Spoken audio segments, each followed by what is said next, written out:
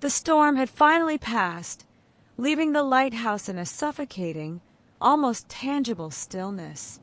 Mara woke to the faint groan of timber beneath the weight of the wind that had subsided. The room was heavy with moisture, the metallic tang of salt lingering in the air, mixing with the faint, elusive scent of something older, something hidden in the stones themselves.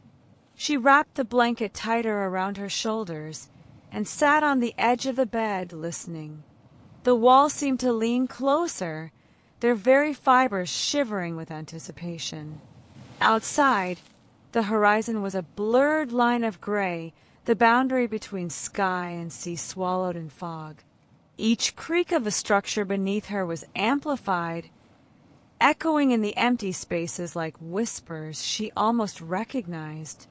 Her breath drew shallow, matching the rhythm of a heartbeat she was certain wasn't entirely her own. She rose slowly, every motion deliberate, letting her fingers trace the grooves carved into the desk by previous keepers, initials, dates, tiny sigils she could not decipher. The fog rolled lazily across the cliffs outside, curling in ghostly ribbons as if the world itself were breathing in tandem with the lighthouse. Light from the lantern above flickered faintly, casting shadows that danced across the walls, moving as if alive, elongating and shrinking, stretching toward corners Mara could not see. Somewhere far below, the tide whispered against jagged rocks, irregular, insistent, pressing into the foundation as though it sought passage into the tower itself.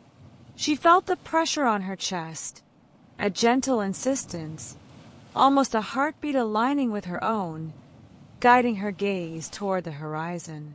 She blinked.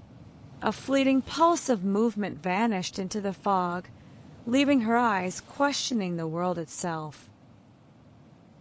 By mid-morning, she forced herself to focus on the logbook left by the previous keeper. Its pages were warped and slick with humidity. Ink had run in places, letters bleeding softly into one another.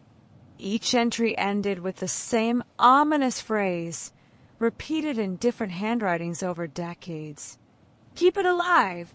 Mara's fingers traced the indentations, feeling a faint warmth, a subtle vibration that seemed to move under her skin. She looked to the window and watched as a drop of condensation slid down, landing precisely on the word alive. Her heartbeat faltered and then settled, as if in harmony with some hidden pulse beneath the stones, beneath the floorboards, beneath the lighthouse itself. She shivered, sensing that the tower, though empty, was not silent, not inactive, it was alive. The lantern flickered violently, casting long, restless shadows. Mara's gaze darted around the room, searching for the source of the faint hum that had begun beneath her feet. The air felt heavier now, weighted with an unseen presence, brushing lightly against her arms and neck without any physical form. She exhaled slowly, feeling the rhythm of her own breath intertwine with the soft, irregular tapping echoing through the walls. Every step she took was measured, deliberate. Every sound, her heartbeat, the creak of wood, the flutter of the lantern flame, seemed amplified, responded to, observed. For the first time, she realized she was not alone. She climbed the spiral staircase toward the lantern room, careful where she placed each foot. The machinery, older than she imagined, hummed faintly, a vibration almost alive under her palm as she rested her hand on the metal casing of the rotating lens. The tower itself seemed to inhale, exhale, pulse beneath her touch. Outside, gulls circled in slow arcs, one dipping too close to the light before vanishing into the fog, its cry abruptly cut short. Mara leaned closer to the window, fog curling inward as if drawn to the tower, smoke-like and deliberate. Her reflection shimmered. She swore it tilted its head independently, examining her, testing her, just for a heartbeat before returning to stillness. Back on the ground floor, a new puddle had formed at the base of the stairs.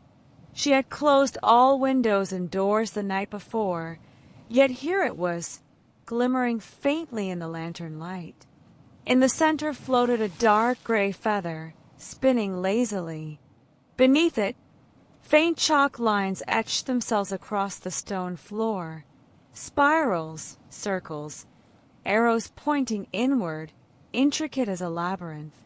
She crouched, following the lines with a trembling fingertip.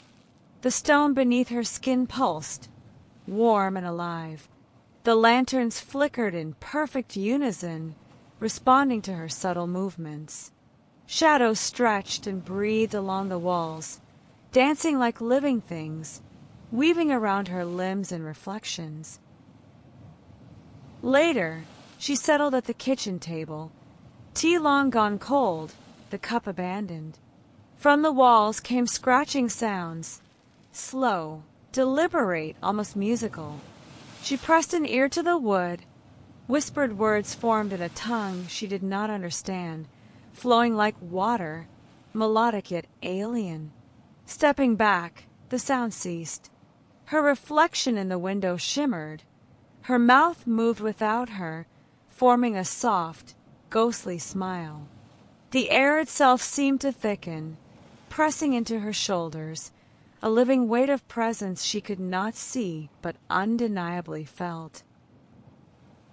The trapdoor beneath the rug beckoned, inevitable.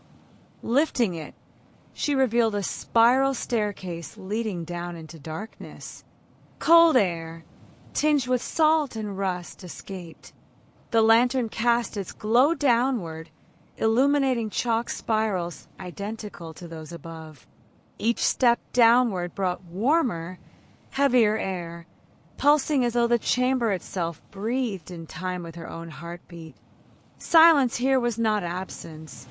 It was a presence with teeth, pressing into her chest, whispering understanding, not threat. At the bottom, Mara entered the circular chamber.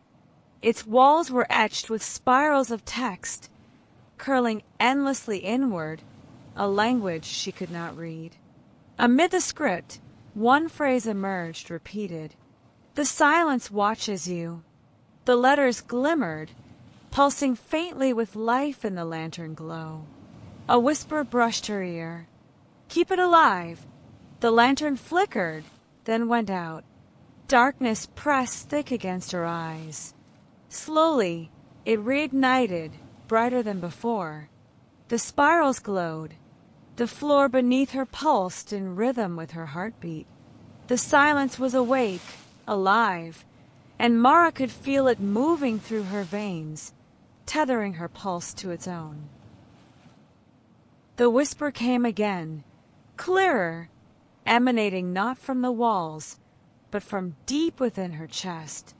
"The silence lives through you." Her hands trembled as she steadied the lantern. Its flame burned steady, golden, unwavering, casting long, fluid shadows across the walls, pulsating like her heartbeat. The feather hovered above the puddle, spinning as if drawn by an invisible current. The spirals etched into the stone shimmered faintly, alive, responding to her breath and movements. The tower, the silence, the feather, the spirals, all had been waiting, guiding her, teaching her.